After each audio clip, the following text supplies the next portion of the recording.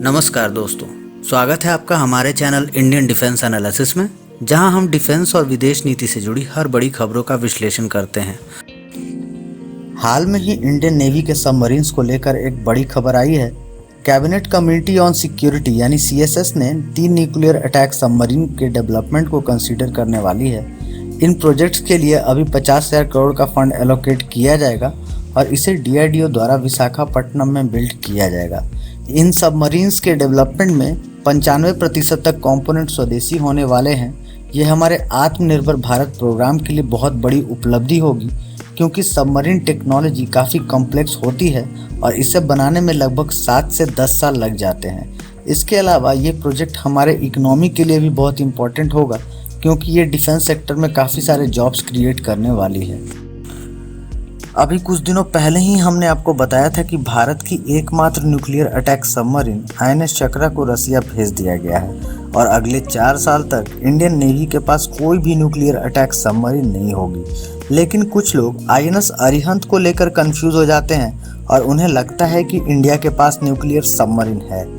तो यहाँ पे जो कंफ्यूजन है उसको दूर करना जरूरी है। INS चक्रा एक SSN यानी न्यूक्लियर अटैक सबमरीन है, वहीं INS अरिहंत एक SSBN यानी न्यूक्लियर बैलिस्टिक मिसाइल सबमरीन है। SSN और SSBN का डिफरेंट रोल होता है। SSBN में न्यूक्लियर बैलिस्टिक मिसाइल को फायर करने की कैपेबिलिटी होती है। इनका एक ही मकसद है, न्यूक्लियर डिटरेंस। अगर हम मान लें कि हमारे देश पर न्यूक्लियर अटैक होता है और हमारे सारे लैंड बेस्ड न्यूक्लियर मिसाइल्स को डिस्ट्रॉय कर दिया जाता है, तो ऐसे कंडीशन में SSBN की मदद से न्यूक्लियर मिसाइल को लॉन्च किया जाता है।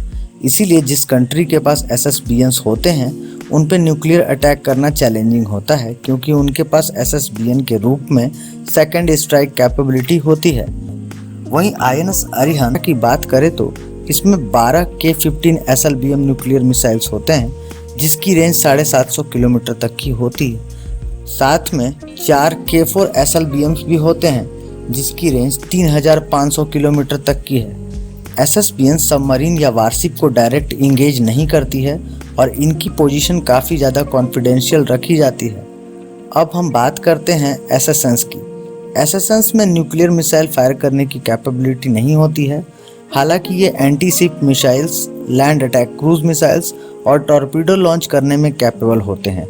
ये पानी के अंदर चुपचाप सर्विलियंस और रिकॉनेसेंस मिशन को अंजाम देते हैं। ज़रूरत पड़ने पर ये सबमरीन्स और वारशिप को इंगेज भी कर सकते हैं। दोनों ही सबमरीन्स में एक समानता है, वो है इनका पावर प्लांट, जो कि एक न्यूक्लियर रिएक्टर होता है। और यहीं पर हम में से बहुत से लोग कंफ्यूज हो जाते हैं। आशा करता हूँ कि आपको न्यूक्लियर अटैक सबमरीन यानी SSNs और न्यूक्लियर बैलिस्टिक मिसाइल सबमरीन यानी SSBNs के बीच का फ़र्क समझ में आ गया होगा। अब हम बात करते हैं 3 SSNs के बारे में। जैसा कि हमने बताया था कि पहले 3 सबमरीन्स में 95% तक स्वदेशी कंपोनेंट्स होंगे, जो कि DRDO द्वारा बनाई जाएगी।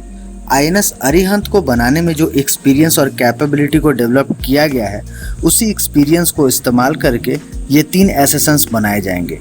अरिहंत क्लास के सबमरीन में यूज़ होने वाले nuclear reactor Bhabha atomic research centre द्वारा डेवलप किया गया है। ये 83 मेगावाट तक का पावर जनरेट करता है, जो कि हमारे SSNs के लिए सफिशिएंट है।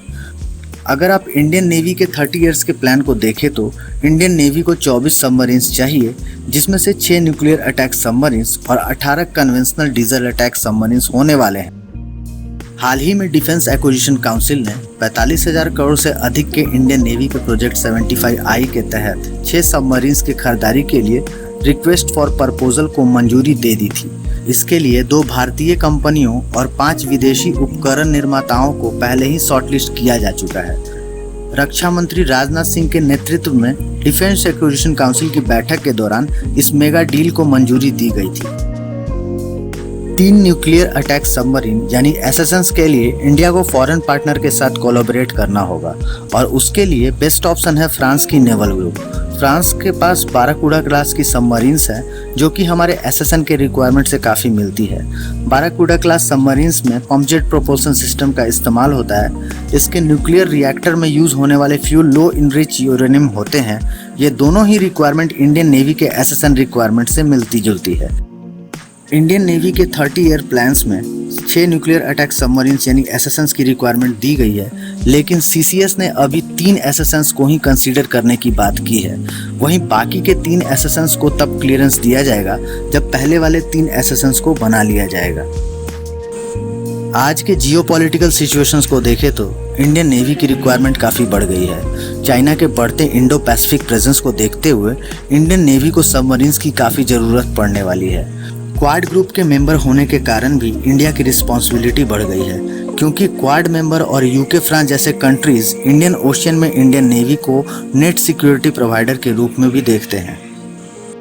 आपको हमारा ये वीडियो अच्छा लगा हो तो इसे लाइक और शेयर ज़रूर करें।